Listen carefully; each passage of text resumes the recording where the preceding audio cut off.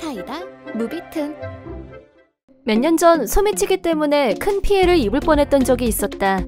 그때 나는 임신 3개월이었고 첫 임신이었지만 입덧도 별로 없고 아주 안정적인 상태로 임신기를 보내고 있었다.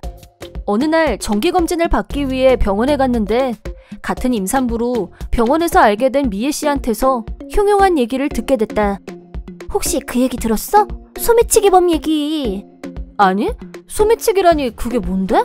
그게 요새 이 근처에서 소매치기가 엄청 많아졌는데 일부러 쫓아오기 힘든 노인하고 임산부만 노려서 소매치기를 한대 글쎄. 진짜? 너무 무섭다. 내가 아는 임산부 한 명이 검사받고 집에 가다가 소매치기를 당했는데 가방을 통째로 들고 날라서 경찰에 가서 신고를 했다더라고. 그 임산부는 괜찮고?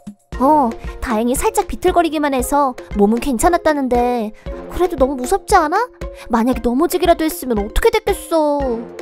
그러게. 그래서 범인은 잡혔대? 아직. 달리기가 엄청 빠르대.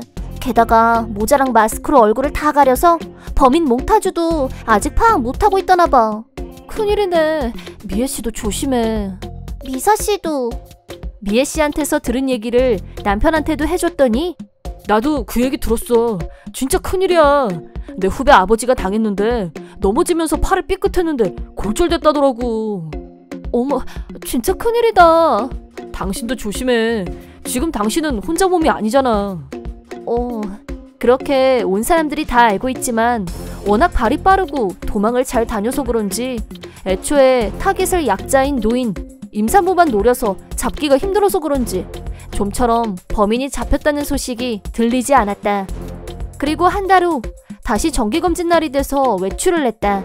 마침 시고모님이 간단한 수술을 받고 입원을 하고 계셨기 때문에 슈퍼에서 과일이라도 좀 사갈까 하고 주차장에 차를 세워놓고 걸어가고 있었는데 말로만 듣던 소매치기와 맞부딪혔다. 순식간에 일어난 일이지만 워낙 말을 많이 들어서 그런지 어느 정도는 소매치기범을 냉정한 자세로 대처할 수 있었다. 어깨끈이 있는 가방이었는데 뺏긴 가방끈을 내가 다시 잡아쥐었고 그때 범인이 중심을 잃고 내 쪽으로 살짝 넘어졌다. 그러자 범인은 열이 받았는지 내 가방을 다시 빼앗으려고 필사적으로 달려들었다. 하지만 나도 쉽게 내주고 싶지 않았고 가방을 꽉 움켜쥐고 절대 놓치지 않았다. 오기가 난 범인은 내 어깨를 세게 밀쳤다. 하마터면 넘어질 뻔했는데 이번엔 내 분노 게이지가 상승.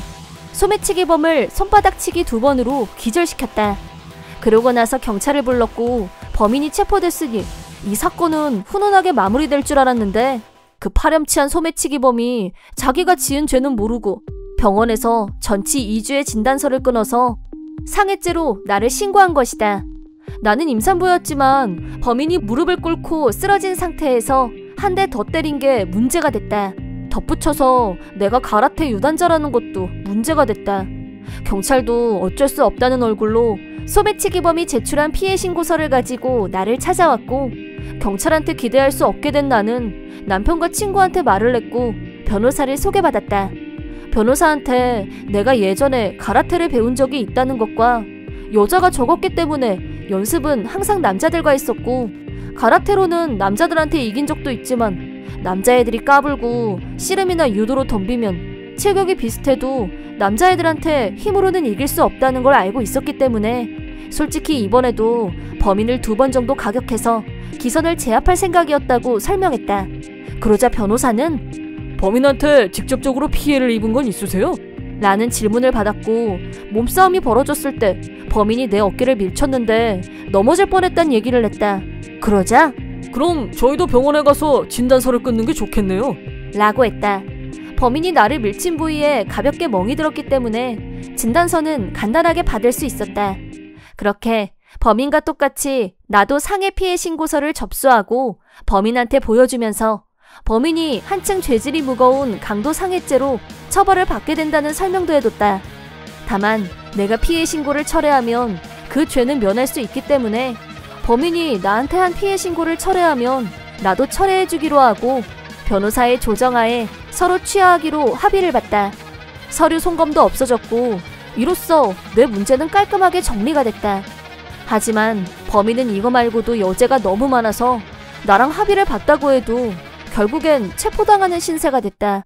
경찰은 내가 범인이 기절할 정도로 과잉 공격을 한 셈이 돼버려서 말은 못하고 있지만 실은 그 범인 때문에 피해자가 속출하고 있던 상황이라 골머리를 앓고 있던 중에 내가 범인을 잡는데 결정적 도움을 줬다며 공식적으로는 말을 못해도 속으로는 너무 고마워하고 있다고 했다.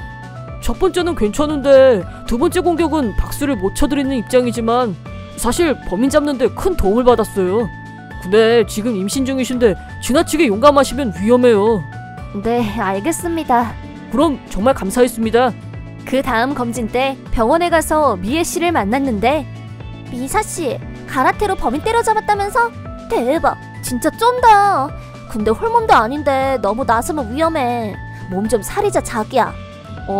그 소리 한 번만 더 들으면 100번이야. 남편이 난리도 아니야. 당연하지. 그러다 아기한테 무슨 일 생기면 어쩔 뻔했어? 그날 사건이 터지고 나서 곧바로 남편한테 연락을 했는데 자기야, 일단 병원부터 가. 얼른 검사하고 괜찮은지 확인하자. 당신 몸에 무슨 일이라도 있으면 어떡해. 그래서 경찰한테도 사정을 설명하고 산부인과에 가서 검사를 받았다. 물론 아기가 무사한지 잘 봐달라고 부탁한 결과 아무 이상 없다는 말을 들었다. 퇴근해서 돌아온 남편은 당신이 가라테 유단자라는 걸 너무 잘 알고 있지 내가. 근데 지금 당신은 혼자 몸이 아니라고 몇 번을 말해? 왜 그렇게 겁이 없어 정말. 라면서 어찌나 정색을 하면서 핀잔을 주던지. 다시 생각해보니 내가 그때 너무 용감하기만 했었던 것 같다. 아기 생각을 했어야 했는데. 최악의 경우 범인이 흉기를 들고 덤볐을 수도 있고 평소처럼 날쌔게 몸을 움직일 수 있는 것도 아니었는데 가방 쟁탈전이 벌어졌을 때 그냥 포기하고 손을 놔버렸어야 했는지도 모르겠다.